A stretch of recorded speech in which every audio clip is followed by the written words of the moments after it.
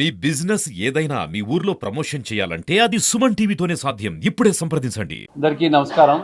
గడిచిన 15 సంవత్సరాలు అంటే దాదాపు 2010 నుంచి ఇప్పటి వరకు కానీ ఈ 8 నెలల తెలుగుదేశం పార్టీ పరిపాలన కడపలో ఎమ్మెల్యేగా మాధవి గారు గెలిచిన తర్వాత అంతకుముందు పరిణామాలు ఒకసారి ఈ కార్పొరేషన్లో అంటే కడప అసెంబ్లీ నియోజకవర్గం అంటే పూర్తిగా కార్పొరేషన్లో పరిణామాలన్నీ కూడా మీ ద్వారా ప్రజలకు తెలియజేసేదానికే ఈ ప్రెస్ మీట్ ఏర్పాటు చేశాం. గడిచిన 8 నెలలుగా ఎన్నికల్లో ఎమ్మెల్యేగా గెలిపిస్తే చేసిన వాగ్దానాలు, ఒక స్వచ్ఛ కడప నిర్మాణం, ఒక మంచి కార్పొరేషన్గా తయారు చేయాలా, నీతివంతమైన పరిపాలన ఇవ్వాలా, చంద్రబాబు నాయుడు గారి పరిపాలన ఏ విధంగా ఉంటుందో ప్రజలందరికీ తెలిసి ఒక నమ్మకంతో రాష్ట్ర ప్రజలు ఓట్లేశారు. అదేవిధంగా కడపలో కూడా తెలుగుదేశం పార్టీకి అభ్యర్థి మాధవి గారిని గెలిపించారు. ప్రజలకు మేలు చేయాలా, ఒక మంచి పరిపాలన అందియాలా, చెడిపోయిన కడప కార్పొరేషన్ను బాగు చేయాలా అని ప్రజల్లోకి పోయినాం. ప్రజలు దీన్ని విశ్వసించారు కాబట్టే నమ్మకంతో ఓటేశారు. వైఎస్ఆర్ కాంగ్రెస్ పార్టీ నాయకులు ఇద్దరు మాట్లాడుతున్నారు. గత 10 సంవత్సరాలు కార్పొరేషన్గా, గత 10 సంవత్సరాలు ఎమ్మెల్యేగా వాళ్ళ పరిపాలన చూసి పూర్తిగా అవినీతిమయంలో కూరుకుపోయి కడపను సర్వనాశనం చేసిన మాట వాస్తవం కాదా అని చెప్పి ప్రజలను అడుగుతూ ఉన్నారు. ఎక్కడ చూసినా అవినీతే. ఏ విషయంలోనూ కార్పొరేషన్లో ఏ కార్యక్రమం జరిగినా దాంట్లో కలెక్షన్లు చేయాల్సిందే.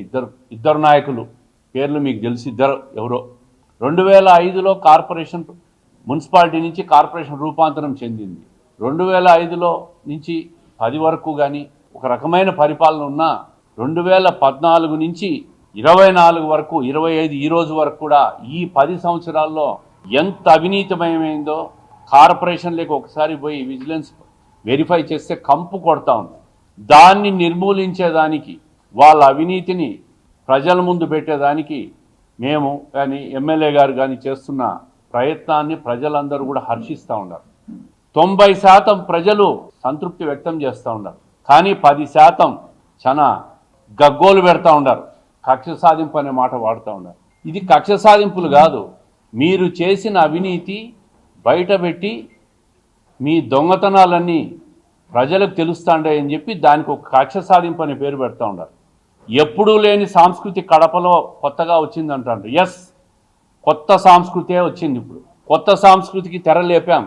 మీ అవినీతి అంతా రోడ్డుకి ఎక్కించి మీరు చేస్తున్న అక్రమ పరిపాలన అంతా ప్రజలకు తెలియాలనే ఈరోజు ఒక రకమైన అవినీతి పైన దాడి చేస్తున్నాం. 2014 నుంచి 19 మధ్యలో ఎన్టీఆర్ సుజల స్రవంతి అని చంద్రబాబు నాయుడు గారు ఒక సంక్షేమ కార్యక్రమాన్ని తీసుకొచ్చి 2 రూపాయలకే మంచినీళ్ళు అని చెప్పే కార్యక్రమం తీసుకొస్తే మీ పరిపాలన వచ్చిన తర్వాత కార్పొరేషన్ మీ చేతుల్లో ఉందని స్కూళ్ళల్లో వాటర్ ట్యాంకులు పెట్టి దాన్ని ఆధీనంలోకి తీసుకొని దాని ద్వారా డబ్బు సంపాదన తెరలేపింది మీరు కాదా?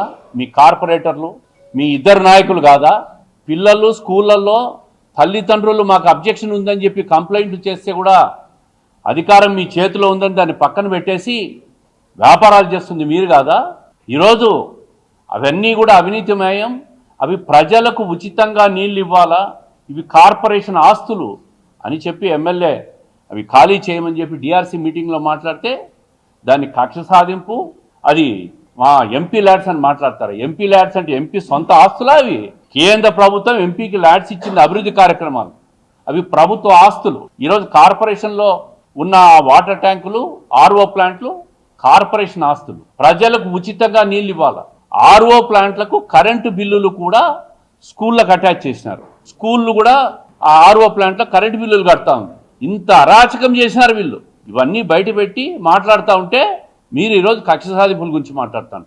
అవినీతి పైన కక్ష సాధింపు జరిగి తీరుతుంది.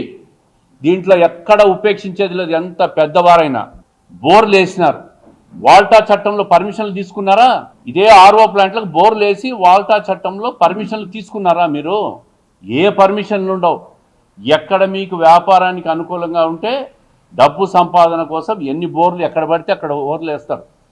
ఏ అధికారులు మీకు అడ్డం రాకూడదు, ఏ రెవెన్యూ వాళ్ళు రాకూడదు, ఏ కార్పొరేషన్ వాళ్ళు రాకూడదు.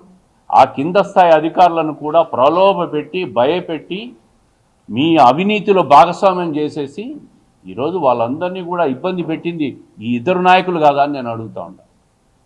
వీళ్ళిద్దరూ సర్వనాశనం చేసి ఈరోజు ఈ ప్రభుత్వం వచ్చిన తర్వాత మీరు చేసిన అవినీతి మీద మాట్లాడుతూ ఉంటే మీరు చేసే అవినీతి మీద దాడి చేస్తూ ఉంటే అధికారులు కక్ష సాధింపుని మాట్లాడతారా?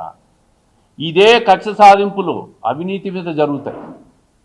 స్వచ్ఛమైన పరిపాలన ఇచ్చేదానికి ఉండాం మేము, అవినీతి చేసేదానికి కాదు. ఈ సందర్భంగా చెప్తున్నా, మా పార్టీ నాయకులు ఎక్కడైనా ఎవరైనా అవినీతి చేస్తే కూడా దాన్ని కంట్రోల్ చేసేదానికి మేము సిద్ధంగా ఉన్నాం.